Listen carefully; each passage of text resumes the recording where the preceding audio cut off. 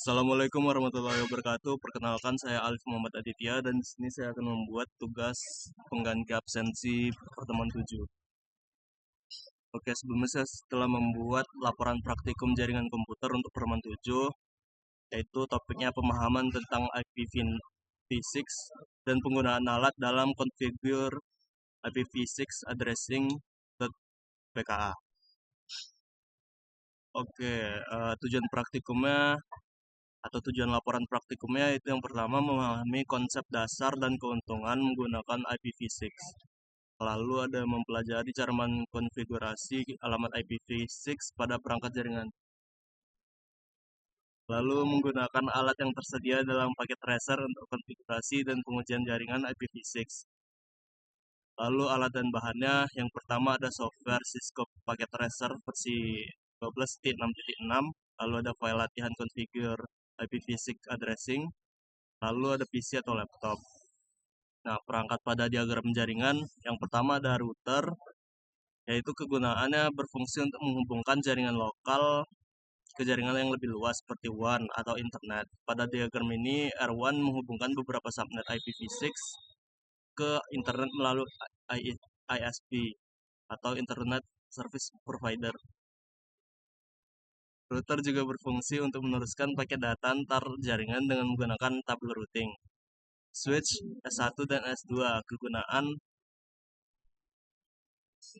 yaitu perangkat jaringan yang menghubungkan perangkat dalam satu segmen jaringan lokal. Switch bekerja di layer 2 dari model OSI dan mereka meneruskan paket berdasarkan alamat MAC atau Media Access Control. Dalam diagram ini, S1 dan S2 digunakan untuk menghubungkan perangkat seperti komputer dan server dalam masing-masing subnet.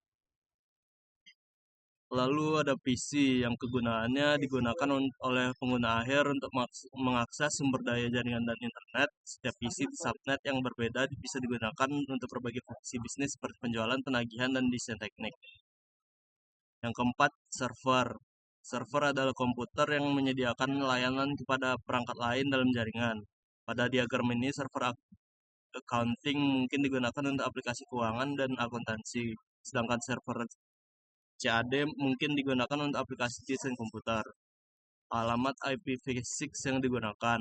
Yang pertama ada 2001.db8.1.A001/64, yaitu alamat jaringan yang digunakan oleh ISP untuk menghubungkan ke router R1. Alamat ini memungkinkan konektivitas ke internet. Lalu ada 2001.db8.1.1/64 adalah alamat subnet pertama yang digunakan untuk menghubungkan perangkat di sisi kiri jaringan. Lalu ada 2001.db8.1.2/64. Ini adalah alamat subnet kedua yang digunakan untuk menghubungkan perangkat di sisi kanan jaringan. Fungsi dan manfaat setiap komponen, yaitu yang pertama router, yaitu mengarahkan lalu lintas data antar subnet dan ke atau dari internet. Lalu menyediakan pengaturan keamanan jaringan melalui firewall dan VPN. Lalu menghubungkan jaringan lokal dengan ISP. Lalu ada switch, yaitu yang pertama menghubungkan perangkat dalam subnet yang sama. Lalu yang kedua menyediakan komunikasi efisien antar perangkat dengan mengelola lalu lintas data di layer kedua.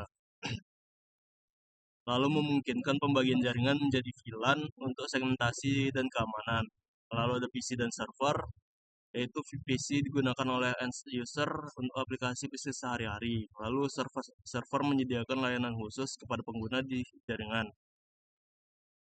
Lalu ada teori dasar, yaitu pengertian IPv6, yaitu versi terbaru dari protokol internet yang dirancang untuk menggantikan IPv4. Keunggulannya yaitu ruang alamat yang lebih besar, konfigurasi otomatis, keamanan yang ditingkatkan, penyederhanaan header paket, routing yang lebih efisien, dukungan untuk mobilitas, kompatibilitas dengan multicast dan anycast, penghapusan NAT, dan peningkatan QoS. Lalu langkah kerjanya yaitu yang pertama ada configure IPv6 addressing on the router. Step 1-nya enable the router for forward to forward IPv6 paket. Yang pertama ada klik R1 dan kemudian tap CLI, tekan enter, masuk ke mode exec istimewa. Lalu masukkan perintah konfigurasi global IPv6 unicast routing untuk mengaktifkan router agar dapat meneruskan paket IPv6. Lalu step 2-nya ada configure IPv6 addressing on gigabit Ethernet. Yang pertama masukkan perintah untuk masuk ke mode konfigurasi antarmuka untuk gigabit Ethernet 0/0. Lalu ada konfigurasikan alamat IPv6 dengan perintah berikut. Lalu konfigurasikan alamat link lokal IPv6 dengan perintah berikut dan aktifkan antarmuka. Lalu step 3-nya configure IPv6 addressing on gigabit Ethernet. Lalu ada masukkan perintah untuk masuk ke mode konfigurasi antarmuka untuk gigabit Ethernet. Lalu konfigurasikan alamat IPv6, alamat link lokal dan aktifkan antarmuka. Lalu ada configure IPv6 addressing on serial 000. Yang pertama, masukkan perintah untuk masuk ke mode konfigurasi antarmuka untuk serial 000. Lalu konfigurasikan alamat IPv6, alamat link lokal dan aktifkan antarmuka. Lalu step 5-nya verify IPv6 addressing on R1. Pertama, keluar dari mode konfigurasi pada R1, verifikasi alamat yang dikonfigurasi dengan perintah berikut. Lalu jika ada kalimat yang salah, ulangi langkah-langkah di atas sesuai kebutuhan untuk melakukan koreksi. Lalu simpan konfigurasi router ke NVRAM.